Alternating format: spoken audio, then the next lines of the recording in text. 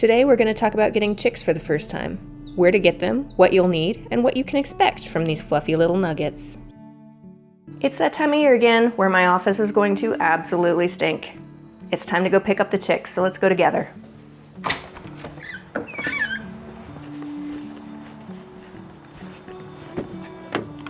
I'm lucky to have a hatchery nearby. It's just a 40-minute drive down the interstate. Hatcheries are nice because there's a lot of variety with what kind of chickens or ducks you can order, and they'll often also sex them and vaccinate them for you. Our hatchery is Dunlop. We've ordered all of our chicks from them, and so far we've had a 100% success rate. You're all set. Thank you. Okay, thank you.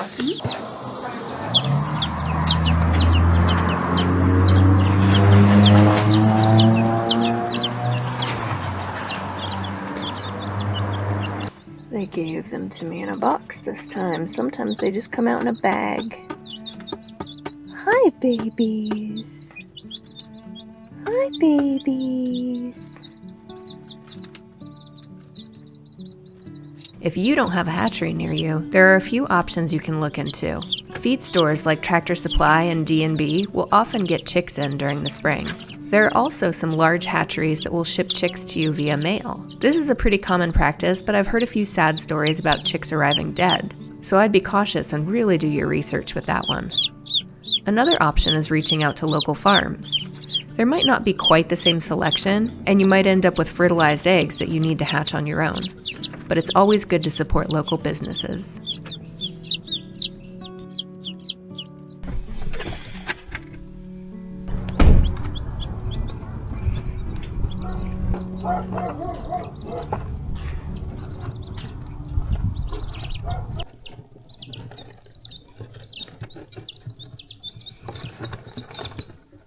You'll need to have a few things on hand before you get your chicks.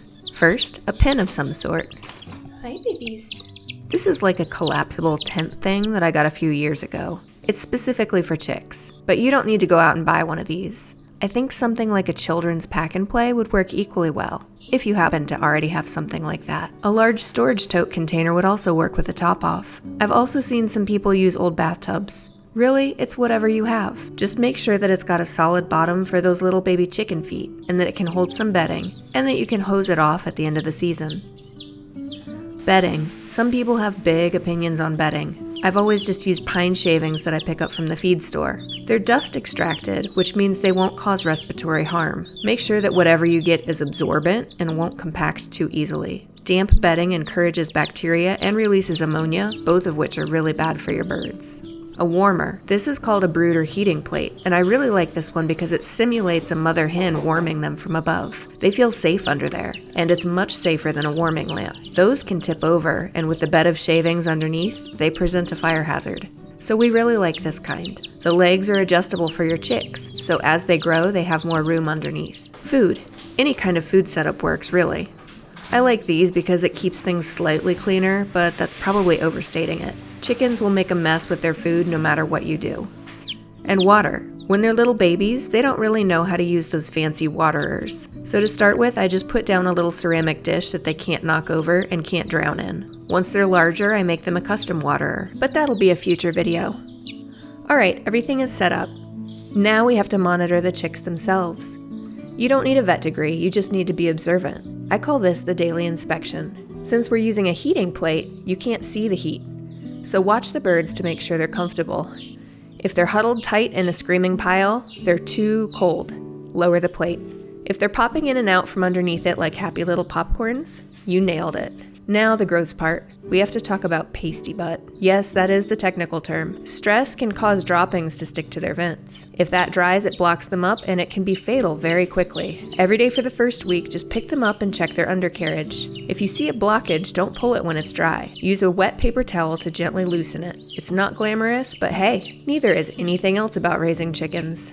And honestly, that's it for the first 24 hours. They need warmth, clean water, food, and a safe place to be. The best part about this stage, the most important chore you have right now is observation, which basically means your job is to sit here with a cup of coffee and watch baby dinosaurs run around.